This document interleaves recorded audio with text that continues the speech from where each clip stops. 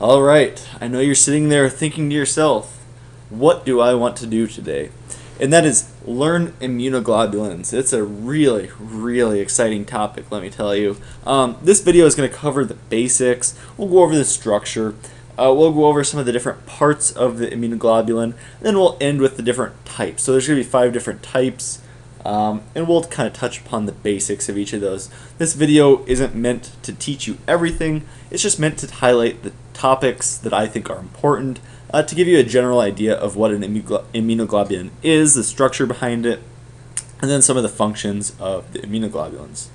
So let's start off with the basics. So we've got the basics of immunoglobulins. What are they? They're going to be glycoproteins. Let's break that word down. Protein, everybody knows what a protein is. Glyco, it's going to have some sort of sugar. So it's going to be a sugar protein. So this glycoprotein, and what it is it's going to be used for different functions. We're going to be used to opsonize. So we've got an antigen here. Let's say it's a bacteria of some sort. We're going to have immunoglobulins. That's kind of the basic structure of them. They're going to come, they're going to code it, and they're going to mark it. So opsonizing it. We're going to put antibody fragments on here. These immunoglobulins will eventually get phagocytosed. So opsonization, we're pretty much getting this bacteria, B for bacteria, we're coating it with these immunoglobulins. We're going to eventually get it phagocytosed. Opsonizing, marking it for phagocytosis. Also, what we can do is we can neutralize. So what does neutralizing it do? So if we've got a bacteria, we can also coat it, except we can coat it with a whole bunch of antibodies. We can make it ineffective. We'll take up all of its binding sites. It can't do anything. We've coated it with so many immunoglobulins that it is worthless. We neutralized it. So immunoglobulins can also be good for that. Then another function would be activation of the complement system. So activation of complement.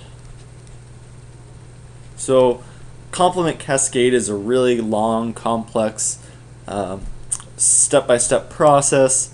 What I'm interested in is the membrane attack complex, the MAC. What the complement cascade does is we're going to introduce a MAC, a membrane attack complex, to, let's keep using our example of a bacteria. We're going to enter in a pore. That complement system is ultimately going to destroy this bacteria in this example. So what we're going to do is we're going to have an antibody bind that's going to activate our complement system. That's going to introduce a membrane attack complex, killing this bacteria. So there's a couple different functions that we've done. So we've opsonized it, we've neutralized it, we've activated complement. Antibodies are used for a whole bunch of different functions. I'm going to say antibody. Antibody is going to be pretty much a synonym for immunoglobulin. Which is going to be shorthand for IG, for immunoglobulin. So the terms will be interchangeable, and I'll be using them interchangeably for the rest of it. I'm going to shorthand immunoglobulin IG from here on out, because that's the shorthand for it. One thing also I want to point out, let's see, I'm going to erase down here. Let's get rid of that. Check out my cool little pen function. Just got it today. Alright. Let's make a little box. I'm going to star this box because it's so important. Remember, if you don't get anything else out of this lecture, remember that B cells. So B cells are going to secrete immunoglobulin. So B cells are going to have the humoral response. These are going to create the immunoglobulins. So the plasma cells will be secreting it. B cells will be the precursor. So the B cell, when you think B cell, think immunoglobulin. Also, B cells make a lot of immunoglobulins. They make a lot of antibodies, but each B cell will make only one type of immunoglobulin. When I say type, I'm not talking IgA, IgM, IgD, IgE. I'm talking one antigen-specific immunoglobulin type. So if here's antigen 1, and there's an antigen 500, and an antigen 20, and an antigen 30, just 1 through infinity, the number of antigens, each B cell will only cover one of those antigen types. So if we have an antigen 1, we'll have a B cell that's to antigen 1. If we have an antigen 100, we have a B cell for that. If we have an antigen 37, we have a B cell for that. Each B cell is only to one antigen type. It'll only create one type of antigen, or one type of antibody that'll be specific for only one antigen. So we're going to have a whole boatload of B cell types, because we want a whole bunch of different B cells to secrete antibodies to a whole kind of range of antigens.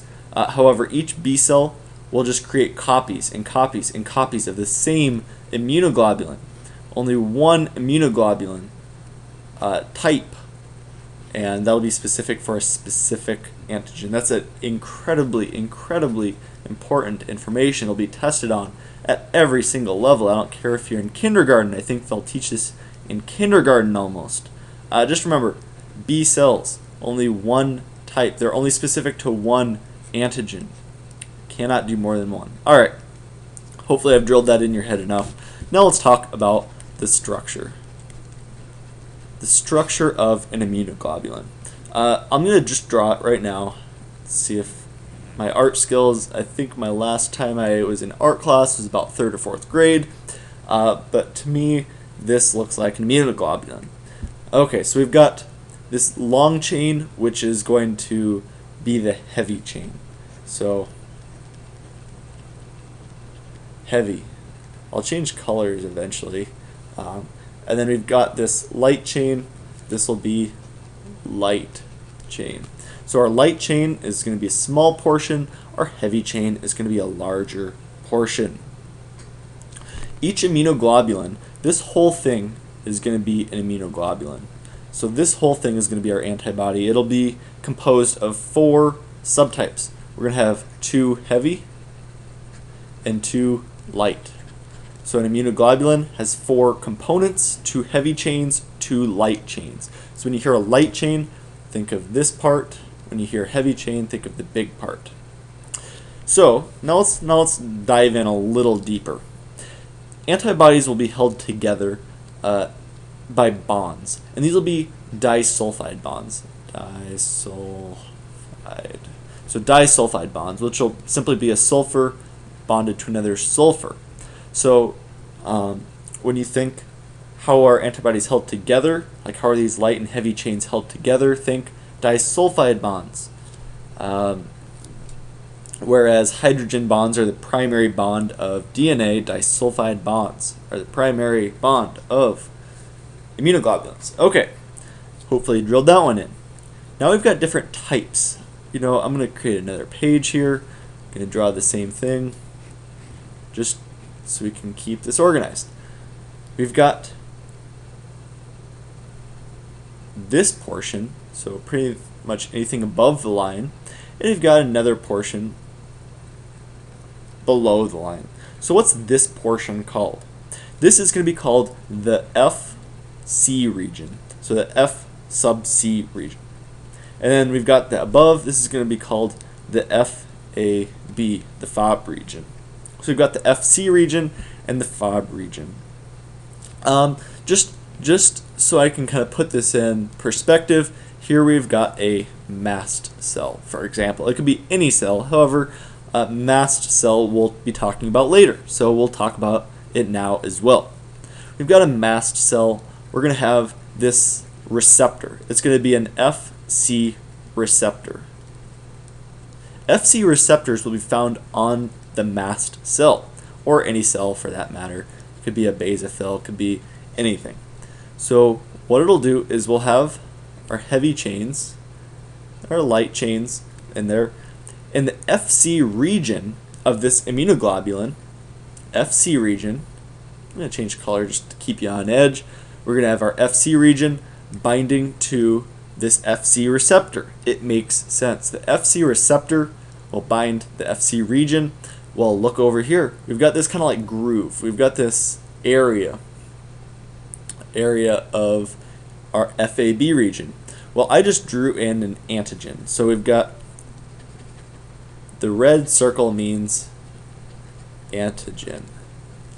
Okay, we'll go back to white. Too much activity for one minute. Okay, we've got our red molecule meaning an antigen. Our antigen is going to bind to the FAB region. So that is the function of the FAB region.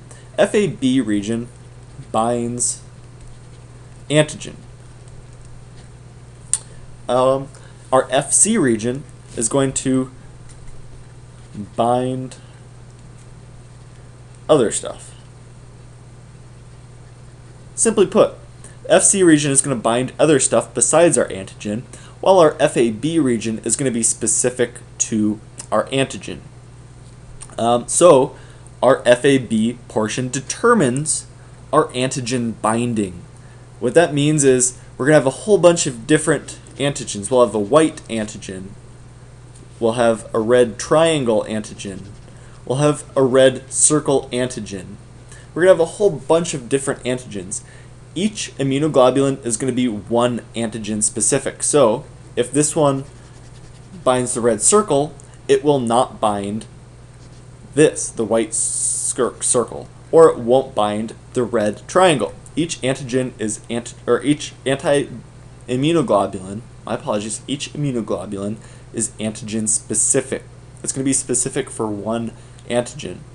And remember, I'm going to go back, like I said, each B cell is only one type of immunoglobulin. So our B cell is secreting a whole bunch of this type that's specific for the red circle. We're going to need another B cell to create immunoglobulin for our red triangle, and yet another B cell to create immunoglobulin for our white circle. Alright, so our FAB portion, the FAB portion of our immunoglobulin, is going to bind our antigen, while the FC will bind other stuff, and other stuff meaning it'll bind like an Fc receptor found on a type of cell. Okay, so let's get even a little deeper. I like it. We're getting there. Hang in there. Okay, can't get lost here. I'll try and break it down into as simple as possible. However, if you need to, watch this again because this is a little intense. So we've got our, I'm going to write over here on the on this side of the screen. I think it should be left. So we've got our left side of the screen and then our right side of the screen. So over here we've got our FAB. Over here we've got our FC. Alright, so we've still got our portions. However, now we're going to break it down into different subtypes. This is our heavy chain. This is our light chain. In our heavy chain, we can break the FAB region into two different segments. We've got a V, H for heavy. We've got a V region. We've also got a C region, and it'll be in the heavy chain. It'll be subtype 1, so CH1. We've got a VH, so we've got a variable region on our heavy chain. We've got a C region on our heavy chain. Likewise, on our light chain, we've got a V region on our light chain, L sub L for light. We've got a C region on our light chain. So this is kind of making sense. So the little sub meaning light chain, the little sub H meaning heavy chain. We've got our V region and we've got a C region. So that's simple enough, right? No, not simple enough. Whoever invented immunoglobulins wanted it to be a little more difficult. So let's keep making our structure here of an immunoglobulin held together by disulfide bonds. Alright, so we've got this region. Oh, let's get red. We've got this region in here. This is going to be called the hinge region. Hinge. And this is going to give the antibody its shape. It's going to create that hinge. It's going to be more of like a freely flexible region, which is going to put the kink in the heavy chain and create our immunoglobulin structure. That's about all I want to talk about the hinge. We've got now our FC region. So we just talked about the FAB region. It's created by a CH, a VH, CL, VL. And this is CH subtype 1, just because we'll be talking about CH subtype 2 and CH subtype 3 now. We've got CH2 and we've got CH3.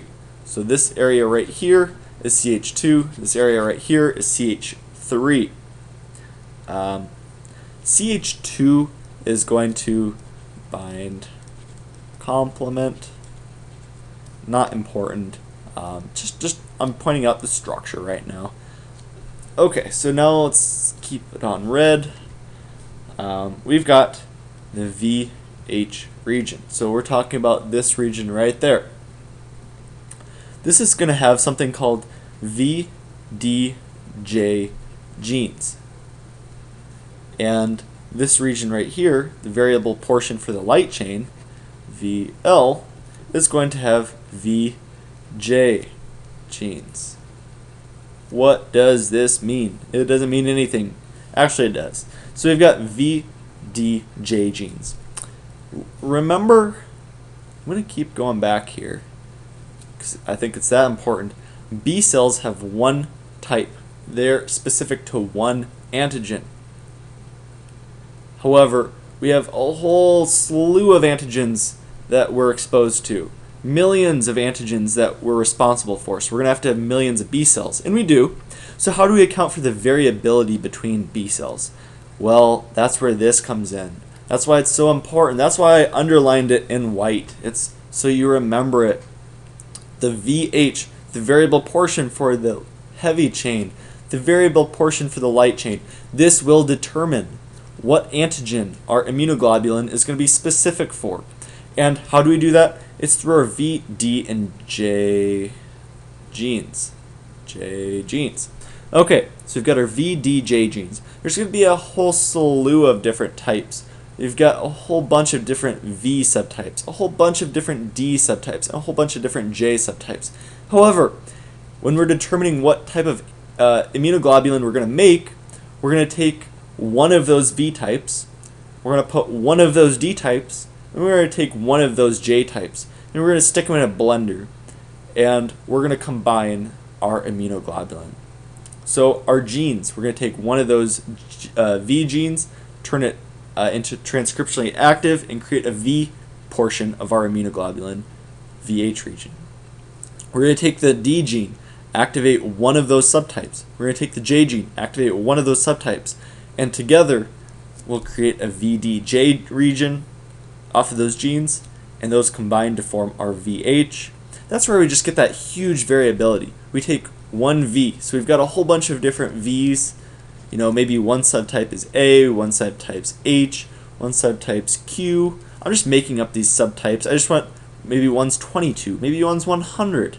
You know, a whole bunch. We're going to randomly select, when creating immunoglobulins, we're going to randomly take one of those. So I'm going to randomly take VA. Maybe we take a D7 and a J17. Why not? And we're going to combine them.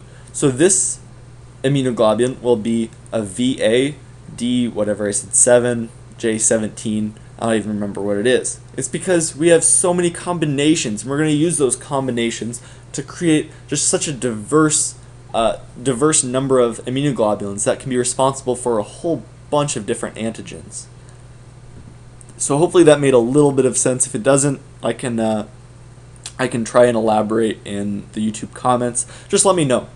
So then we've got the VL portion of the immunoglobulin. The VL portion of the immunoglobulin. It only has two different types. It's got a V region and a J region for the genes.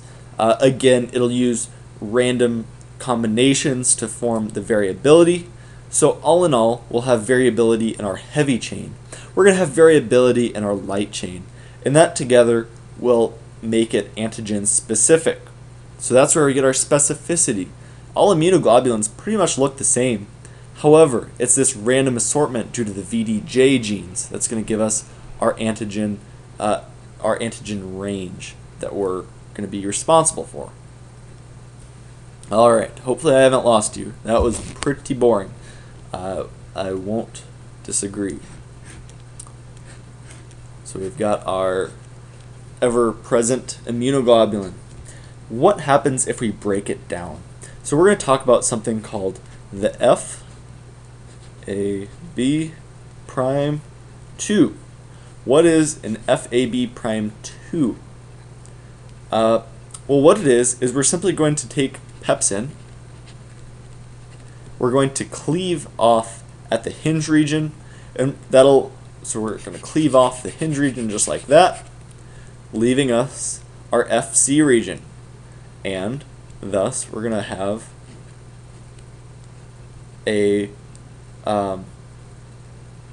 an FAB region as well. So here's our F sub C, here's our FAB. Alright, we're kind of caring about this, the FAB prime 2 region, meaning there's going to be two singular portions to this, so we have 1, 2, and this is our FAB region. Alright, so our FAB, why am I even talking about this? Well, it's because our FAB prime sub 2 binds antigen still. We still have our sticky region that can bind a white circle antigen. This portion cannot. So we're still binding antigens. However, our immunoglobulin isn't effective because we don't have this FC region. Remember, in the previous figure, the FC region binded to that mast cell. It was bound to the mast cell, and that's going to be creating its effect. However, since our FAB region can still bind the antigen, however, it can't bind to anything else. We're still missing. We've got a question mark down here. It's because we're missing stuff down here. So we can bind the antigen, just it doesn't actually do anything. So we're not going to mediate any effect. So that is one reason why we would do this. If for some reason we wanted to see if our immunoglobulins were binding the antigen but didn't want to mediate any effect. Alright, so that is a lot of information. Now let's try and clear our mind with talking about the different subtypes. Different subtypes. There's going to be 5. There's going to be IgA. There's going to be IgM. There's going to be IgG. It's going to be your 3 main ones. 3 most important ones. You're also going to have IgE. That's pretty important. And the one that's not very important at all is going to be your IgD. So here's our 5 different subtypes. So immunoglobulin subtype A, M, G, E, and D. Let's talk about each of them. We've got IgG. Pretty important one. So let's talk about IgG. I'm going to go back to the very beginning slide. Remember the different functions of the immunoglobulins. As you know, as basic as you can get, immunoglobulins opsonize, neutralize, and activate complement. Those are kind of the 3 main functions of immunoglobulins. So if it sees a bacteria, it can opsonize it, neutralize it, or signal it so it can be phagocytosed or killed, or it could activate the complement system so it can be killed. Don't forget. So now we've got immunoglobulin subtype G, IgG. Let's see what's important about it. Well, it's going to be more for the... Oops. Shouldn't have scribbled it. I've got an eraser. Let's see. It's more used for delayed response. Our immediate response is going to be IgM. IgM is going to be our immediate response. We need to start making antibodies right away. So we're going to create IgM. Immediate. IgM is immediate. IgG is going to be more of the delayed response. So let's say we have a bug, and it's going to cause us to create antibodies. If I say we take a portion of the patient's blood sample and we check it for antibodies, and we detect IgG antibodies. It means they've been infected with the bug for a while. It's because the body takes a while. It doesn't isotype switch until later. It'll start creating IgM first.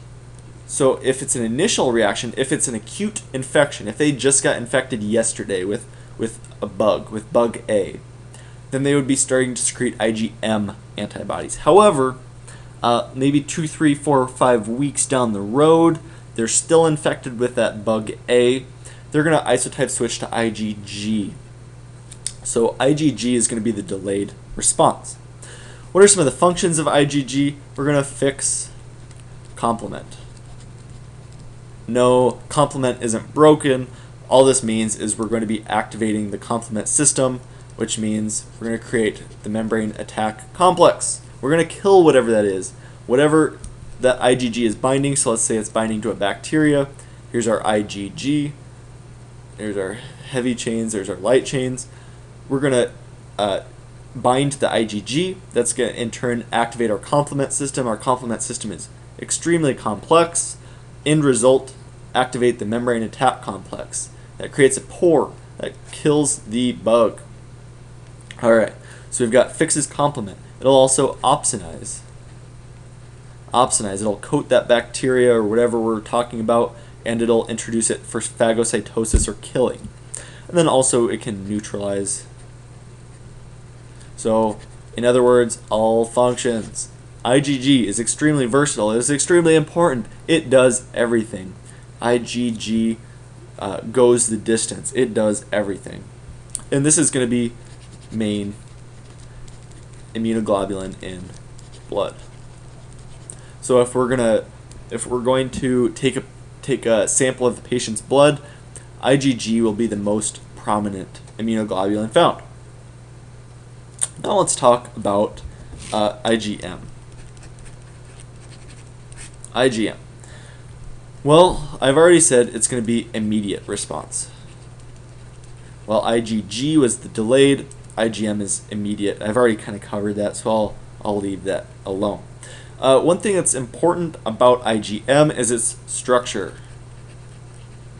The structure is going to be pentameric. So we've got FC region, FC region, FC region, FC region, FC region, heavy chain, light chain, light chain. I promise I won't talk out loud for the rest of this, otherwise it'll get repetitive. Alright, so here's a pentameric structure. Notice how all the FC regions are kind of bound together in the middle. Here we have the FAB portions sticking out, so it can bind 1, 2, 3, 4, 5 different locations. That's what pentameric structure. This is going to be an immunoglobulin that's great for agglutination. This is a massive structure. This is good for agglutination. Also, it'll bind or fix complement. Also, IgM is going to be found on B cell surface. Also, our IgD is going to be found on B cell surface as well, just as reference. Main thing to remember is immediate response, pentameric structure. You know, that's immediate response. That's the big one right there. That'll get you a point on your test. So now let's talk about IgA. What's important about IgA? When you think IgA, think mucous membrane. In a previous video, I've already alluded to that your IgA gets passed from mother to the baby or the newborn through the breast milk, through the colostrum. And your IgA is given to the baby, so the baby receives passive immunity through immunoglobulin A. So that's where mucous membranes come in. The IgA is going to coat your saliva. It's going to coat your gastric wall. It's going to coat your intestinal mucosa. Everything that has mucus in it think IgA. Structure-wise, structure, it's going to be dimeric. Dimeric meaning 2, so we're going to have 2 Fc regions. Here's our heavy and our light, heavy and a light. It's going to be bound at the Fc regions. It's going to look like a little, straight line with a couple. We've got a dimer. It's going to create an IgA dimer. Of note, doesn't fix complement. Doesn't activate our membrane attack complex. While our IgM and our IgG did, everything else does not. So that's the last time I'll say it. Remember that IgM and G does. Our IgA, E, and D don't fix complement. So now we've covered 3. Let's cover the least important one and save a semi-important one for last. Our IgD, it's going to be found in a monomeric state. If I haven't said a structure, so IgA is the dimer, IgM is the pentamer. The rest are going to be monomers, meaning they're just single immunoglobulins, not linked together at all. So we've got our IgD. I've already said B cell surface.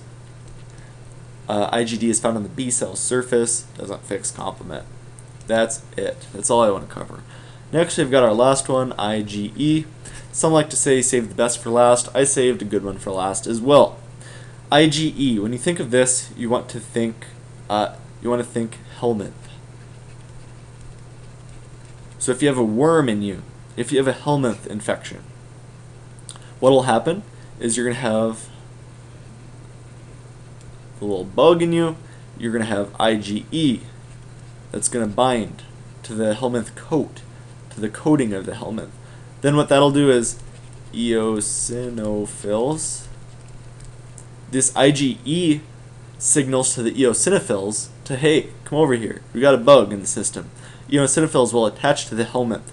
They will release contents which will kill the helminth.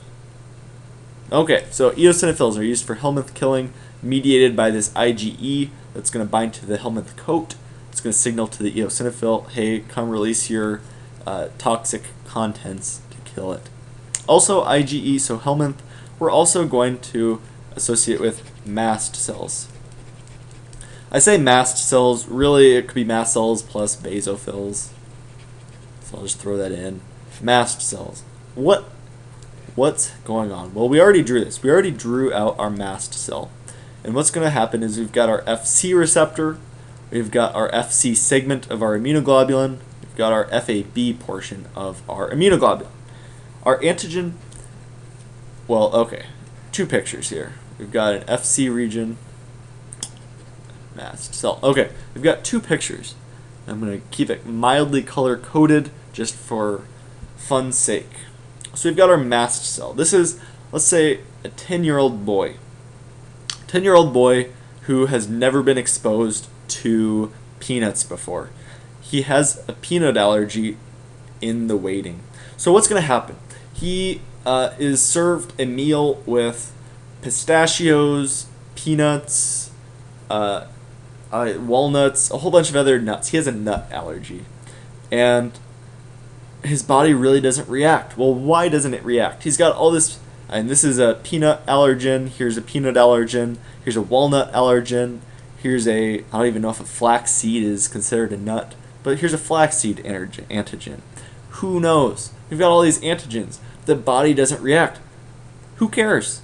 Well, we should care. It's because antibodies will be made against these. Typically, the body should not make antibodies against antigens that you see that aren't dangerous. Like a peanut allergen, this right here, this peanut allergen should not trigger the body's immune system. However, in some people it does. In this boy, we haven't had a reaction yet. This is the first time he's seeing that peanut. So, thus, we'll create antibodies against that peanut. We'll create antibodies against this peanut allergen. will create antibodies against this, I think, walnut and against our flaxseed. So we've got a whole bunch of antibodies created. Those antibodies in the system will bind the Fc receptor. So they'll bind an Fc receptor. So the next time the boy goes out, so maybe on his 14th birthday, they give him peanuts again for some reason. Well, this time he's going to have antibody, so IgE specifically, bound to his mast cell. That IgE is going to be bound to his mast cell, waiting. And it's going to be the same antigen, or it's going to be the same antibody, the immunoglobulin, that was binding to his to the peanut allergen. So the next time a peanut allergen comes along, it's going to bind in that groove that's made for it, and it's already going to be attached to the mast cell. So the mast cell surface, I was talking earlier, B cell surface, where is it? There it is, B cell surface. What I'm talking about is they'll be attached to the surface. So in this case, mast cell surface. B cell surface is used interchangeably. The immunoglobulin will be attached via the Fc region to the cell of choice. And in this sake, IgE binds the mast cells. What's going to happen is when we have an antigen come along again, it's going to cause binding. And it's going to say, hey mast cell, we've got a peanut allergy again. This mast cell is going to release mast cell or basophil. This mast cell is going to create massive histamine release. Also other vasoactive molecules. We're going to have a body response where we have the peanut come in, going to bind to its immunoglobulin, which has already been formed. Before we didn't have it formed. So that's why we didn't release anything from the mast cell. Is because, maybe this antigen complex maybe found its way to the mast cell, released some. But no, now after we've created these antibodies will bind in a whole bunch of fashion. We're going to have lots of different immunoglobulins attached here, not just one. And when this antigen comes along again, it's going to signal that mast cell to degranulate, going to cause a massive release of histamine and other vasoactive peptides, other molecules. It's going to cause a histamine storm. That's where you're going to get your atopy. This is going to be your allergic reaction. So when you say I'm allergic to peanuts, it's because your mast cells will degranulate, and a whole bunch of other stuff will happen as well. However, this is one of the things: your mast cells will degranulate. You'll have a massive histamine release. You may go into shock. These are the very basics of the immunoglobulins. We've talked about the basics, talked about function, we've talked about structure, talked about the 5 different subtypes. Hopefully you found something in here useful. If you enjoyed it, please click like. Otherwise, I enjoy hearing your comments. Please subscribe for more great videos, and have a good day. Thanks.